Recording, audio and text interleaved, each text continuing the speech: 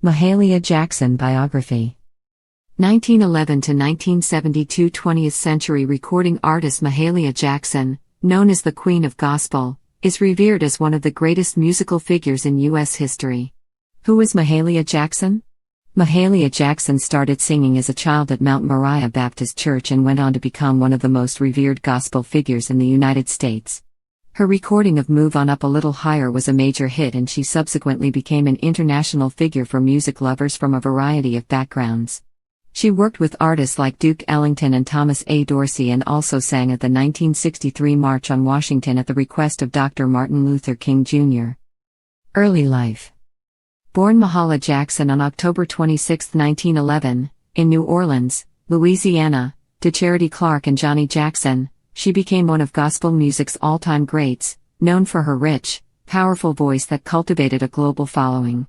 Jackson grew up in a Pitt Street shack and started singing at 4 years old in the Mount Moriah Baptist Church. When she started to sing professionally, she added an I to her first name. Brought up in a devout Christian family, Jackson still found herself influenced by the secular sounds of blues artists like Bessie Smith and Ma Rainey.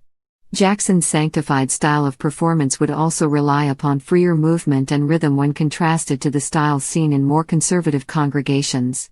Major gospel hit. After moving to Chicago as a teen with the aim of studying nursing, Jackson joined the Greater Salem Baptist Church and soon became a member of the Johnson Gospel Singers. She performed with the group for a number of years. Jackson then started working with Thomas A. Dorsey, a gospel composer. The two performed around the U.S., further cultivating an audience for Jackson. She also took on a number of jobs, working as a laundress, beautician and flower shop owner, for example, before her musical career went into the stratosphere. She wed Isaac Hockenhull in 1936, with the two later divorcing. While she made some recordings in the 1930s, Jackson tasted major success with Move On Up a Little Higher in 1947, which sold millions of copies and became the highest-selling gospel single in history. She became more in demand, making radio and television appearances and going on tour, eventually performing in Carnegie Hall on October 4, 1950 to a racially integrated audience.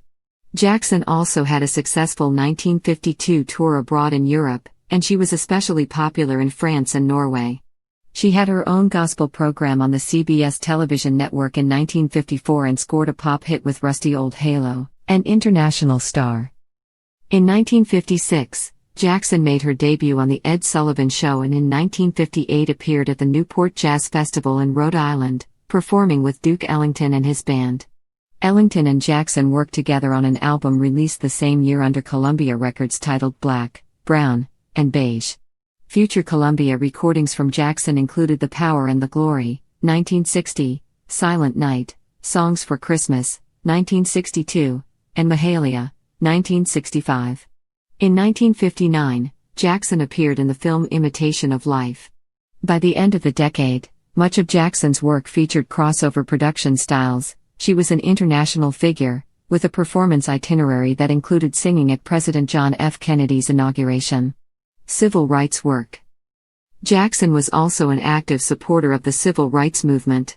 She sang at the March on Washington at the request of her friend Dr. Martin Luther King Jr. in 1963. Performing I've Been Buked and I've Been Scorned.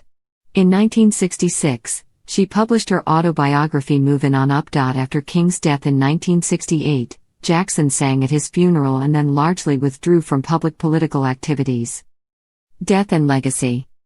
In her later years, Jackson had several hospitalizations for severe health problems, giving her final concert in 1971 in Munich, Germany. She died of a heart attack on January 27, 1972. Jackson is remembered and loved for her impassioned delivery, her deep commitment to spirituality, and her lasting inspiration to listeners of all faiths.